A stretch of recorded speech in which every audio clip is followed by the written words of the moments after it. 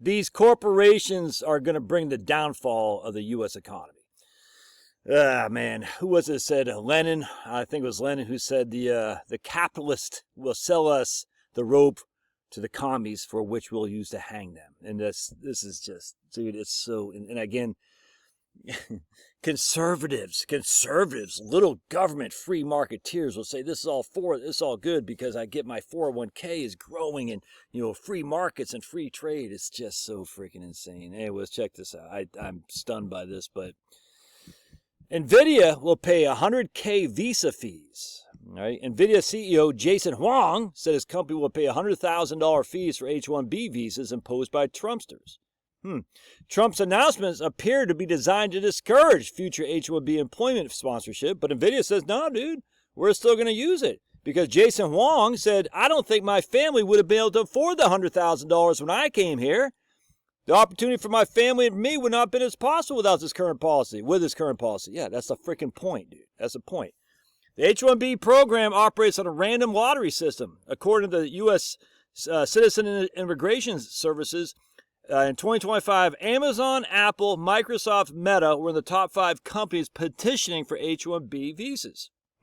Amazon recruited more than 10,000 H-1B applicants in 2025 alone, because they can't find Americans with computer science degrees to do the jobs.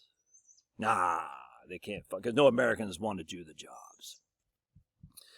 And we come down here, watch my man here, this guy, Ben Johnson, who's Chief Operating Officer at a small business lender, Catapus, says Huang's announcement doesn't mean much for the small business community because the small business community doesn't use H-1B process to recruit workers.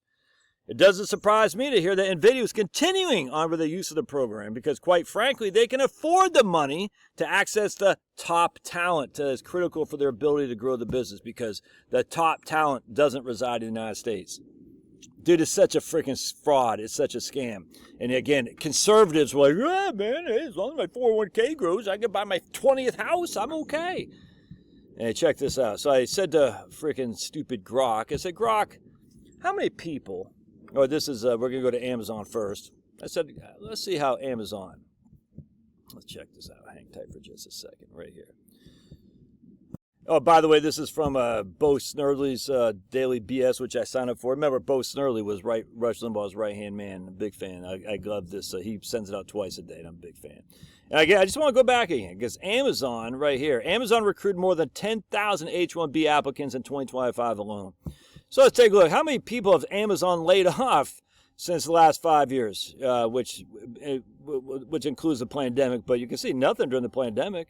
2022, 10,000. 2023, 18,000. 2025 so far, 14 to 15,000. Mostly focused on managers. Interesting. And I said of Grok has said, were Americans most of the layoffs? And what Grok says right here, Amazon layoffs totaling 80,000 from 2022 to 2025 focus heavily on corporate roles. AWS devices rather than warehouse workers, because warehouse workers are the computer scientists. Okay, interesting. Corporate roles are disproportionately in the United States, particularly Seattle, Washington, Arlington, Virginia, and New York City. Seattle alone hosts tens of thousands of corporate employees. Interesting. And Amazon's workforce population is about 60. Let's see, they have this 60. It was about 60% of the United States or something like that. All right, so let's check this out. Let's go down here to NVIDIA. To its credit, hasn't had a big layoff. They just haven't, but they still laid 300 to 500 off in 2024. Expect another 100 to 200. In research and development, employees involved in GPU efficiency innovation, allowing AI models such as this, because, again, we can't find the people here. So they major round of layoffs in 2023. Still, they have done actually a relatively good job of not laying off people. But again, check this out. Their workforce consists of, right here, 50% in the United States, even though NVIDIA was founded in the United States. Kind of interesting. Okay. So then we go down. I just looked at AMD because remember AMD, of course, is an old-fashioned American model. Here's Meta, Facebook. They have had 13,000 layoffs in 2022, 21,000 in 2023, 1,000 and 3,600 in 2025 so far.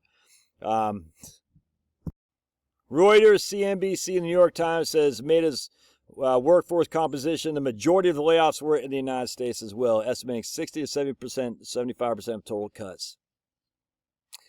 This inference stems from Meta's heavy concentration of corporate and engineering roles in the U.S. because, again, we can't find quality engineers in the United States. We got to ship them overseas. Interesting. Then I said, how many H-1B visa has Meta requested? And they said right here, Meta has requested about 40,000 H-1Bs from the 2020 to 2025, and they get a 99% approval rate. Dude, these, I just, let's take a look at what's the other stupid companies. Microsoft. Did we already do Microsoft? We did Amazon. No, we didn't do Apple. Let's do Apple here. How many layoffs does Apple have? Let's go down here and see what they say. Hang tight. All right, let's type in, how many layoffs has Apple had in the last 5 years? Look at my typing skills. That's the only thing I learned how to do in high school, and I still got a D in typing class. Oh, my goodness. But I mean, hey, look at me. All right, so Apple, not a huge amount of layoffs, so good on them. All right, good on them. 1,200 to 1,300 in 2024. That's good. All right.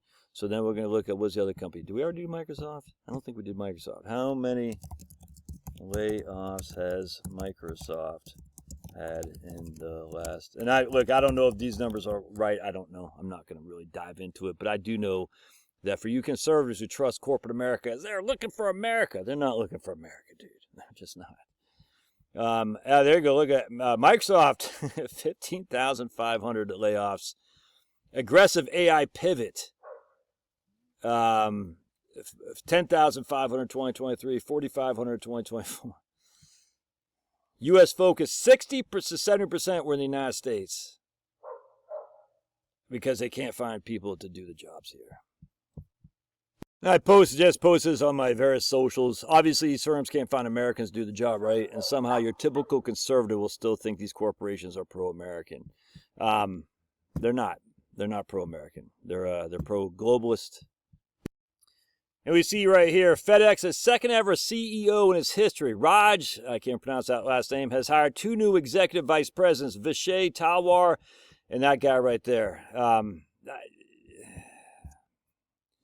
And here's from the John Birch Society, 100%. Oh, John Birch. International banking dynasties based out of New York and Britain, such as the Rothschilds and Rockefellers, sought to merge capitalism and communism into a totalitarian global system. The project is still carried out today by modern globalists in the UN and America, 100%. And I hate all the people. So I'm the Jew. That's not the freaking Jews, dude. I hate that crap. Rockefellers weren't Jews. It's globalist. You think they care about religion, you freaking idiots? Oh, my God, it drives me insane. The Jews, as there's this freaking thing, the Jews make all the world bad. I'm like, do you think the people care about what? Do you think they care about God?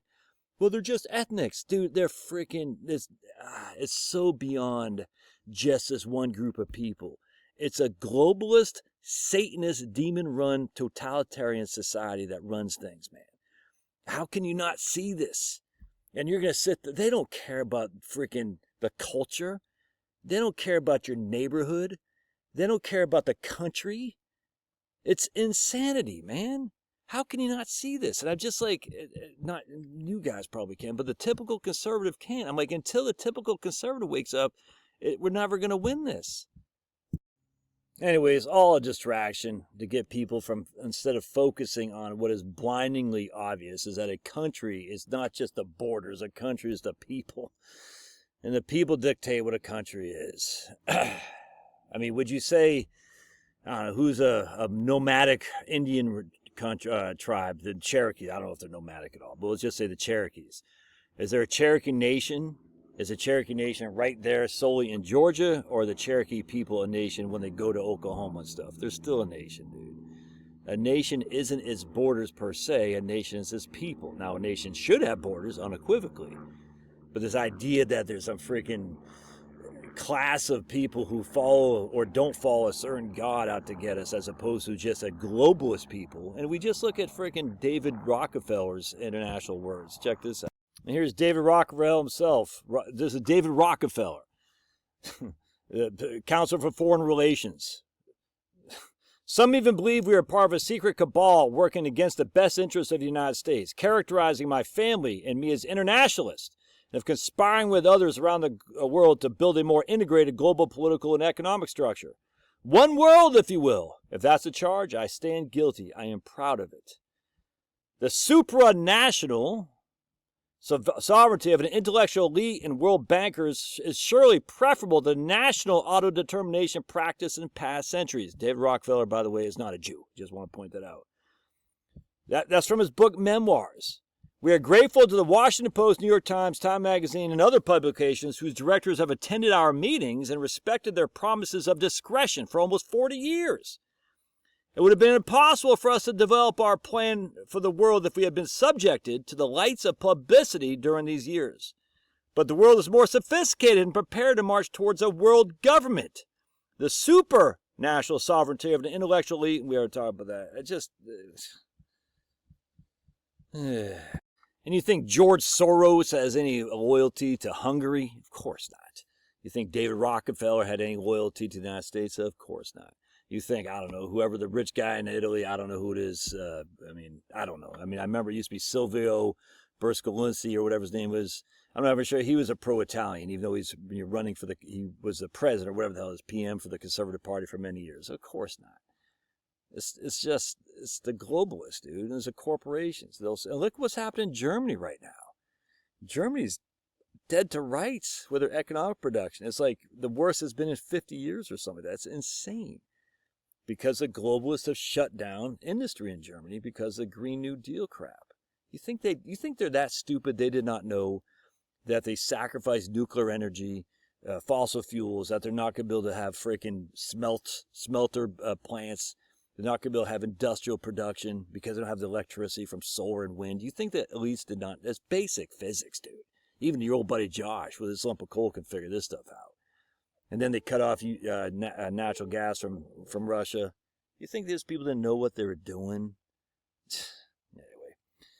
So what's the end? I don't know. I ride out the stock market as much as I can. And I think the answer, though, is at some point, you're just going to have to go back to a less consumption way of life. And I get it, dude. Let me look at my consumption here. Look at this. This is my house. A beautifully beautiful house. You know what I'm saying? And who I have to freaking talk. But I want to encourage my kids at least to say, hey, man, maybe just go back to the way it was. You know, live in a small town, small house, you know, raise a couple kids. You know, let's read right here. Some John Prine lyrics right here. Spanish Pipe Dream. Let's see. Blow up your TV. Throw away your paper. Go to the country and build yourself a home. Plant a little garden, eat a lot of peaches, and try to find Jesus on your own. That's John Prine. Yep. Anyway, God bless.